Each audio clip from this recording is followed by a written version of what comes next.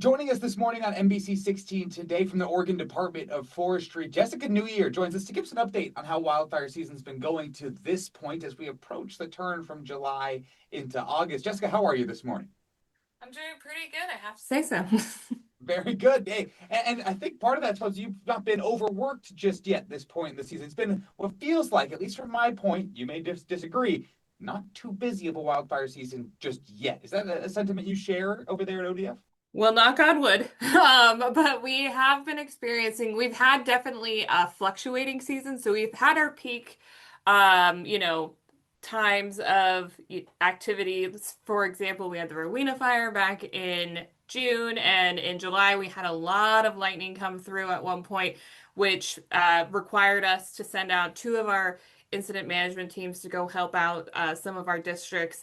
But we have seen that kind of taper off, and as we go into August, however, we are anticipating this to be our peak season, which is normal for Oregon. August and September are usually anticipated to have more of a significant fire potential. So we're just preparing for that. We still have our firefighters responding to new fires every day, whether it be lightning caused fires or human caused fires. But they are definitely working hard and making sure that those fires are put out as quickly as possible. Now, I did a little bit of light homework before starting this, and I was kind of looking at the split between June, July, and previous, and August, September, and on as far as wildfire starts are concerned. For example, last year I pulled some of the loosely pulled some loose data of like a bunch of starts happened before the turn into August. We're talking like 50 to 20, something in that range. Mhm. After August, only about 20 fires started. Now, are we thinking that that split is something that we can kind of rely on, that maybe more fires won't be starting with as much frequency as we get into August and September? Or is it just kind of random year to year? It really just depends on the year.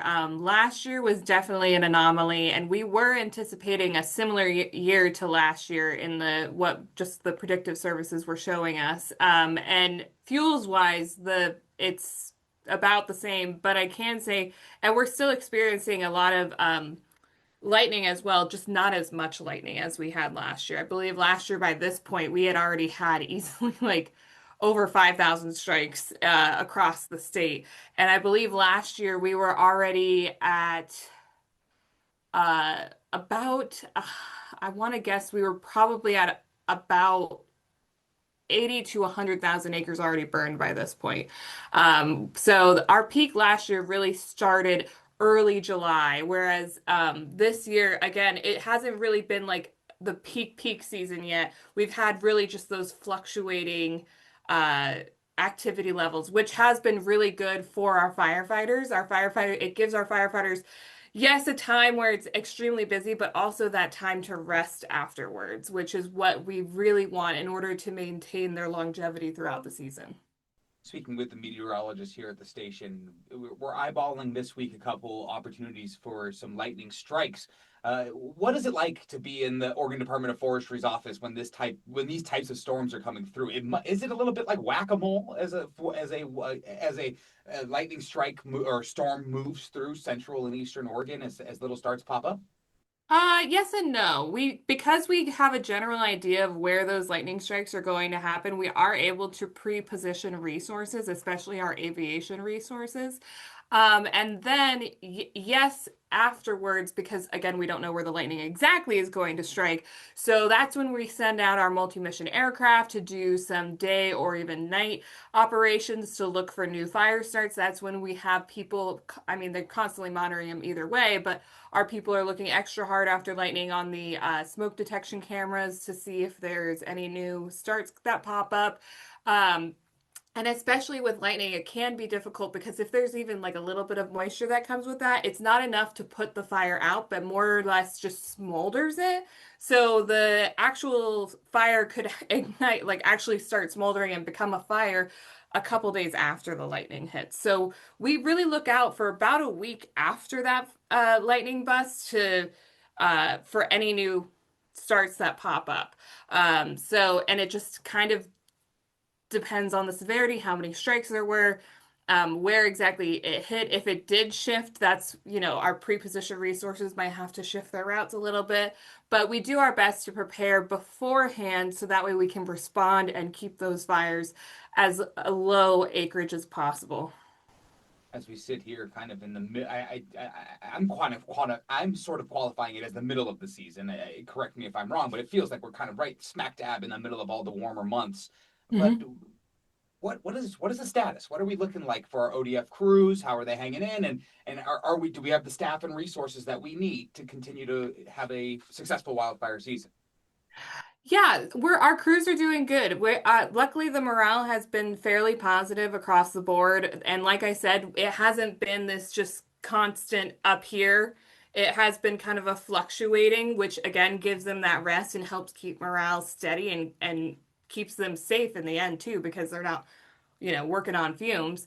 And on top of that, we do have our state to state mutual aid agreements, which helps fill any operational needs that we have or potentially have even in the future.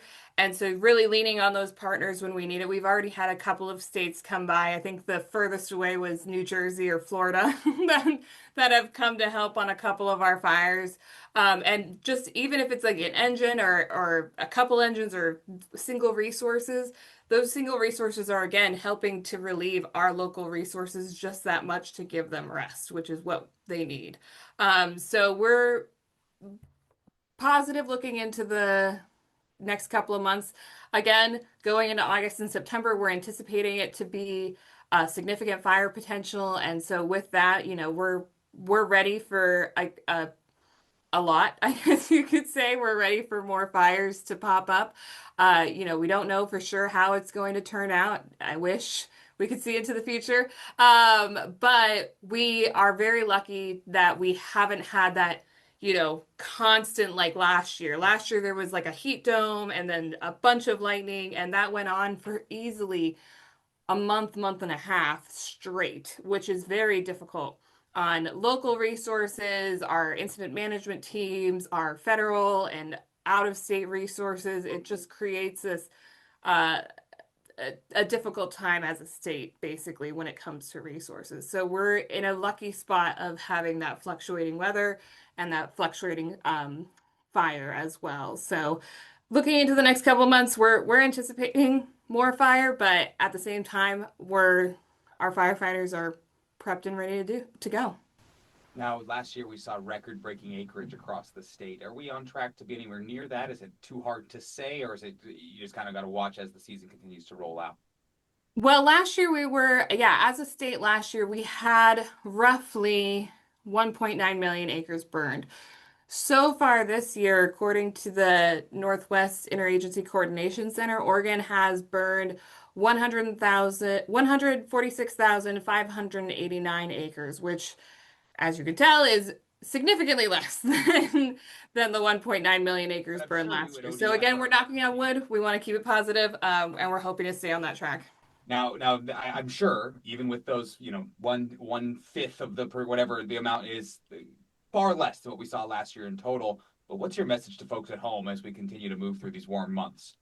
My message would just be we are not out of the woods yet. This may seem like a calmer season thus far, but we still have 2 to 3 months of fire season ahead of us, and we don't know exactly how that's going to turn out. We can always give our best guess, but we just don't know. And so the best thing that Oregonians can do is just check their local restrictions, make sure they're on top of the wildfire prevention tips and doing their part to prevent the next large wildfire. We have had a good number of lightning caused fires this year, but on top of that, we're still experiencing a significant number of human caused as well. And we can't stop the lightning fires, but we can stop the human caused fires. I'll remind them every day during the weather segments how to do that. The little fire safe practices that you can use. Jessica, unless you have any other things to add, I'm finished with questions for you. Anything else you'd like to add at the end here? No, I think that covers it. Thank you so much for joining us again, Jessica Newyear from Oregon Department of Forestry, giving us an update on wildfire season 2025 as we move into the second half of the season. Jessica, thanks for joining us. Thanks, Zach.